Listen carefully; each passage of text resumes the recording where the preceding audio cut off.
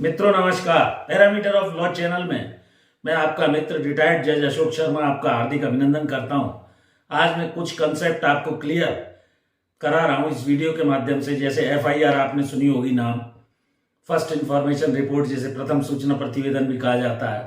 Cross FIR सुनी होगी, जो दोनों पार्टी जब झगड़ा होता है तो एक दूसरे के खिलाफ जो रिपोर्ट करा देते हैं। और जीरो एफआईआर सुनी होगी आपने, ई एफआईआर सुनी होगी। ये चीजें आपको जाननी चाहिए। सबसे पहले रिपोर्ट क्या होती है। पुलिस रिपोर्ट सीआरपीसी की धारा 154 में दी गई थी और अब बीएनएसएस 2023 में भी जो 1 जुलाई 2024 से नया कानून है, इस प्रकार के प्रावधान रखे गए। तो रिपोर्ट है क्या? एफआईआर जो है वो फर्स्ट इंफॉर्मेशन रिपोर्ट किसी भी व्यक्ति के द्वारा जिसके साथ घटना घटित हुई है, विक्टिम हो सकता है, कोई अन्य पड़ोसी हो सकता है, अन्य किसी को कोई अपराध की जानकारी होती है तो वो थाने में रिपोर्ट लिखाता है। थाने का जो प्रभारी है उसके ब्याह पर वहां का not below the rank of head constable होना चाहिए। वो इस रिपोर्ट को लिखित हो सकती है, मौखिक हो सकती है, सूचना मिलने पर दर्ज कर सकता है। ये जीरो एफआईआर भी हो सकती है। जीरो एफआईआर का अर्थ है कि जहां घटना घटित हुई है वहां पर आप उस पुलिस स्टेशन में उसकी सूचना देंगे, वो दर्ज करेगा और संबंधित जुरिस्डिक्शन के क्षेत्राधिकार के थाने को वो उसे ट्रांसफर कर देगा। फिर जब वो उस क्षेत्राधिकार के थाने में ट्रांसफर होकर जीरो एफआईआर आएगी तो उसको नंबर दिया जाएगा। उसको बोला जाता है जीरो एफआईआर, जहां दर्ज आपने घटना स्थल पर की और बाद में कंसर्निंग जो है थाना वहां उसका रजिस्ट्रेशन नंबर डल के और आगे की विवेचना उस नए थाने में जहां पहुंची है वहां की जाती है। तो ये आपको जानना चाहिए। दूसरा एक महत्वपूर्ण बात यह है कि कॉग्निजेबल ऑफेंस अर्थात संज्ञेय अपराध, जिसमें पुलिस को बिना वारंट के अरेस्ट करने की पावर होती है। Police can arrest without warrant.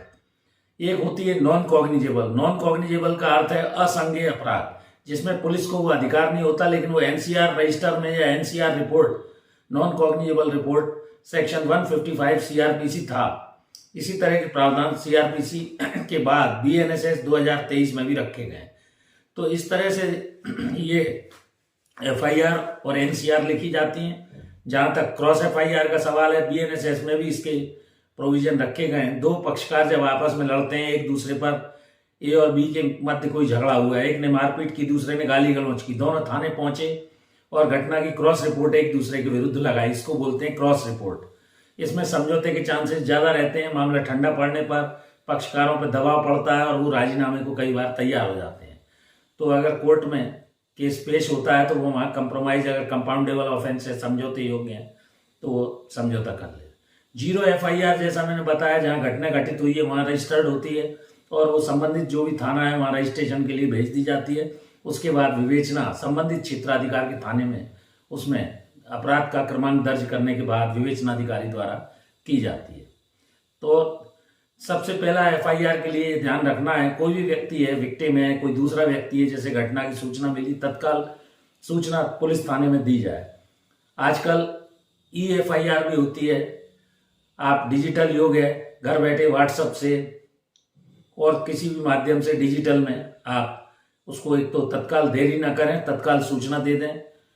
Mobile number पर भी दे सकते हैं, इनके कोई फोन नंबर होते हैं जो उस पर भी आप सूचना दे सकते हैं। तो देरी ना की जाए। ललिता कुमारी versus state of Uttar Pradesh के मामले में 2013 का एक मामला था। ये महत्वपूर्ण मामला है जिसमें आपको जानना चाहिए कि एफआईआर तत्काल दर्ज करने के निर्देश पुलिस को इसमें दिए गए। तो ये कुछ बातें मैंने आपको क्रिमिनल लॉ में एफआईआर से संबंधित जीरो एफआईआर, क्रॉस एफआईआर और ई एफआईआर वगैरह के बारे में बताई।